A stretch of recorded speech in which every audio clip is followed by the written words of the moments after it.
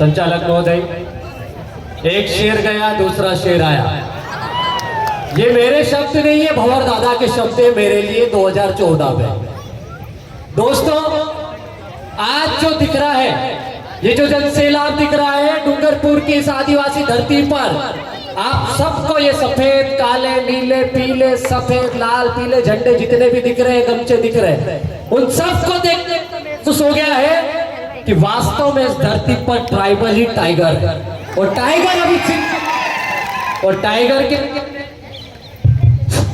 भेड़ियों की नहीं चलती, लोमड़ियों की नहीं चलती, और ये छोटे मोटे दलाल तो ऐसे घूमते फिरते रहते हैं, इनसे डरने की जरूरत नहीं है उनको। ये तो आते रहेंगे और इनको हम लात मार के भगाते रहेंगे। दोस्तों, ये आदमी आम आदमी नहीं है जिसके लिए आज आप इकट्ठा हुए हो।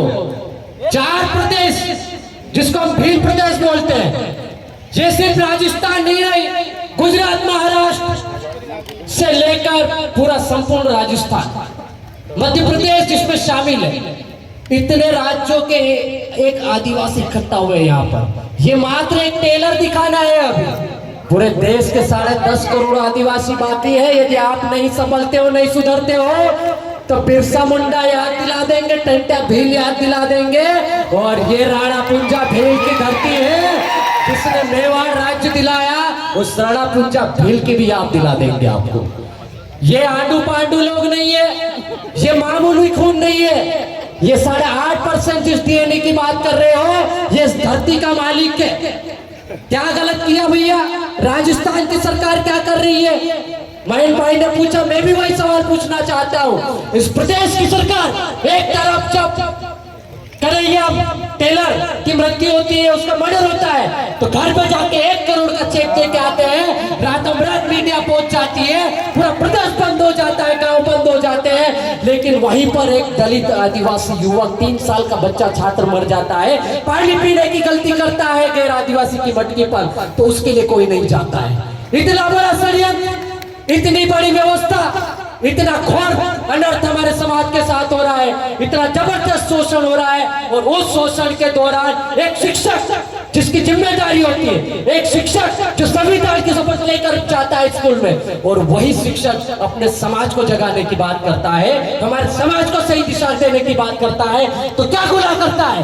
यदि भंवरलाल परमार ने समाज को जगाने की दिशा में काम किया है और उसने गुनाह किया है, तो नितेश अलावा भी ये गुनाह 1000 बार करने के लिए तैयार है। और मैं आपको बता दूं, पूरे भारत देश में मुझे लगता है अभी ये 2 ही केस हुए।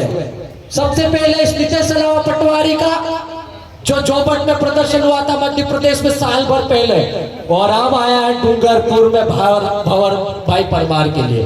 तो ये आंडू पांडू चीजें नहीं है, ये छोटी मोटी बात नहीं है। समाज जाग रहा है, समाज की बहन बेटियां जाग रही है। आप किसी मंदिर के लिए उपास नहीं कर रही। आज ये जितने भी लोग बैठे हुए हैं, ये सब भंवर दादा के लिए उपास करके बैठे हुए हैं। आज किसी मंदिर के लिए नहीं बैठे हुए। ये भूखे प्यासे छोटे छोटे बच्चे, हमारी बहन बेटियां और बहनें हमारी संचालन कर रही है। इधर से हमारे बड़े बुजुर्ग लोग तालियां बजा रहे हैं।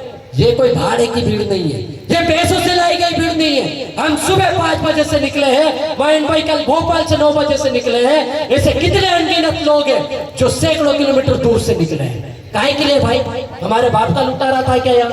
नहीं, ये पूरे देश के आदिवासी के बाप का सवाल है। भंवरलाल परमार मात्र एक आदिवासी नाम नहीं है, वो सिर्फ वैचारिक गुरु नहीं है, वो आदिवासी समाज का एक बेटा है। होनहार खून है, बिरसा मुंडा का खून है, टंट्या भील का खून है, राणू त्रिजी भागेरे का खून है, राणा पुंजा भील का खून है। और ऐसे जब खून हमारे समाज में, हमारे शरीर में दौड़ता है, तो किसी को बुलावे की जरूरत नहीं पड़ती है। दीदी ने चिट्ठी देने की एक इशारा कर दिया है। मैं अपनी बात जल्दी ही विराम करता हूँ, खत्म करता हूँ, लेकिन जाते जाते कुछ शब्द मेरे दिलो दिमाग में जो बार बार आ रहे थे, बार बार आ रहे थे, बार बार आ रहे थे। ये जो कलेक्टर कार्यालय है, ये किसके टैक्स से चलता है? किसके टैक्स से चलता है? आप हम सबके टैक्स है। उसमें गरीब भी देता है, मजदूर भी देता है, दलित भी देता है, पिछड़ा भी देता है, किसान भी देता है, एक उद्योगपति भी देता है, एक शासकीय कर्मचारी अधिकारी भी देता है। उस टैक्स के पैसे से हमारे जिले में किसकी पदस्थापना होती है? हर एक अधिकारी कर्मचारी की। लेकिन हम जब ज्ञापन देने आते हैं तो ये लोग नहीं सुनवाई करते हैं। लेकिन कोई चड्डी फड्डी वाला आ जाए तो फटाक से एफआईआर कर देते हैं। भाई क्या कारण है भाई? यदि तुमने समाज के टैक्स से नौकरी की है, तुमने समाज का पैसा लेकर पद स्थापना ली है, संविधान की कसम खाई है, तुमको बाबा साहब की भी कसम। और ये आदिवासी समाज है ना, बददुआ बहुत बुरे देता है। सुधर जाओ, संभल जाओ, नहीं तो ऐसे श्राप देते हैं हमारे लोग तो पहले बंदूक में से गोली भी नहीं निकलने देते।